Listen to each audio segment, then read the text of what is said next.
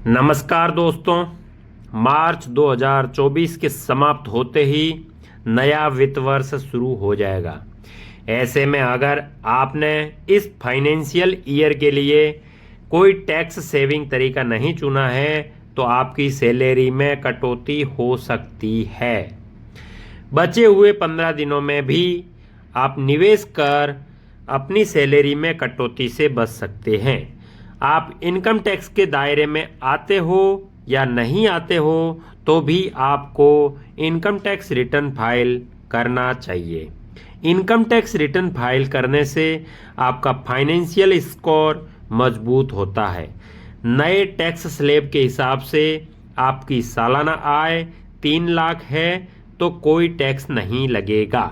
यदि आपकी आय 3 लाख से 6 लाख रुपए है तो आपको 5% का टैक्स लगेगा। यदि आपकी आय 6 लाख से 9 लाख के बीच में है तो आपको 10% का टैक्स लगेगा। यदि आपकी आय 9 लाख से 12 लाख के बीच है तो आपको 15%, और 12 लाख से 15 लाख के बीच में आपकी आय है तो 20%, और 15 लाख से ऊपर है तो 30% का टैक्स लगेगा। लेकिन टैक्स में छूट पाने के लिए आपको निवेश करना पड़ेगा। यदि आप निवेश करते हैं तो आप इस टैक्स के अंदर छूट पा सकते हैं। जो टैक्स प्रतिशत दे रखा है उसके अंदर आप छूट ले सकते हैं। जैसे धारा 80C के तहत आप 1.5 लाख रुपए की छूट ले सकते हैं। इसके लिए आपको भारतीय जीवन बीमा निगम से जीवन बीमा की पॉलिसी लेनी होगी, या आपकी स्कूल फीस या PPF या अटल पेंशन में भी कुछ निवेश करते हैं तो आपको इनकम टैक्स के अंदर छूट मिलेगी।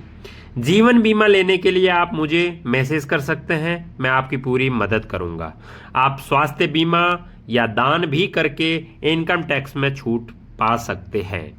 आप यदि हमसे जुड़ते हैं तो आपको बहुत सारी सर्विस का लाभ घर बैठे मिलेगा।